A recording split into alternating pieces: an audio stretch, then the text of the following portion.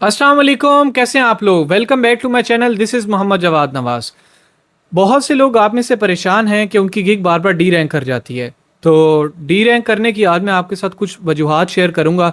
अगर आप इन चीज़ों को फॉलो कर लेते हैं तो इंशाल्लाह मेरी आपको 110% गारंटी है कि आपकी गिग कभी डी रैंक नहीं करेगी।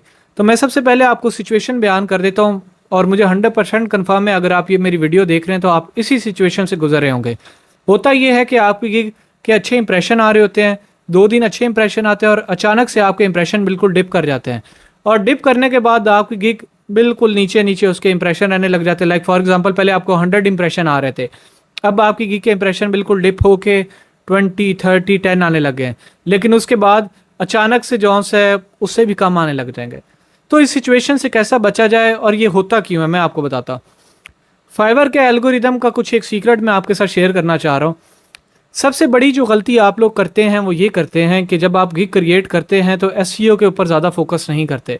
जब एसईओ के ऊपर फोकस नहीं होता आपका तो आप लोग कहते हैं, समझते हैं, लोग आपको बताते हैं कि यार कहीं से बाहर से क्लाइंट पकड़ के लाओ, फॉर एग्जांपल फेसबुक इंस्टाग्राम से क्लाइंट पकड़ के लाओ या पाकिस्तानी लोकल क्लाइंट लो, उसका काम करो और उसे बदले में फाइवर पे रिव्यू ले लो। इससे ये होगा कि आपकी गिग रैंक करने लग जाएगी। लेकिन असल में होता ये है कि जब आप सिर्फ रिव्यू के ऊपर फोकस करते हैं और एसईओ को इग्नोर कर देते हैं, उसका नेगेटिव इम्पैक्ट आपके ऊपर ये आता है कि रिव्यू जैसी आप लेते हैं, प्राइवेट फीडबैक आपको अच्छा मिला, आपकी गिग रैंक कर जाती है। लेकिन जाहिर सी बात है वो एक छोटा सा बूस्ट था, 1-2 दिन रैंक रहेगी, उसके बाद फौरन से गिग आपकी डिप कर जाएगी, उसके इंप्रेशन बिल्कुल कम हो जाएंगे। तो आप क्या ऐसा करें कि आपका वो डिप ना आए और उसी तरह आगे आगे आपके इंप्रेशन बढ़ते जाएं।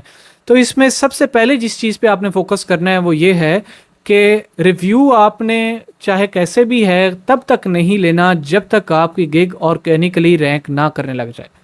अब ऑर्गेनिकली रैंक करने का ये मतलब नहीं है कि आप उसके पहले पेज पे जाने का वेट करें। ऑर्गेनिकली रैंक करने का मतलब ये है कि आपने उसको देखना है कि डेली बेसिस पे उसकी प्रोग्रेस इंप्रूव हो रही है या नहीं। फॉर एग्जांपल आपकी गिग पहले 10th पेज पे थी और 2 दिन बाद या 3 दिन बाद अब वो 5th पेज पे आ गए। इट मीन्स कि आपकी गिग की एसईओ अच्छी हुई है और वो इम्प्रूव कर रही है। तो जब आपकी गिग की एसईओ इम्प्रूव हुई होगी, डेली बेसिस पे उसकी रैंकिंग के अंदर इंप्रूवमेंट आ रही होगी, आप चाहे रिव्यू ले रहे हैं या नहीं ले रहे हैं।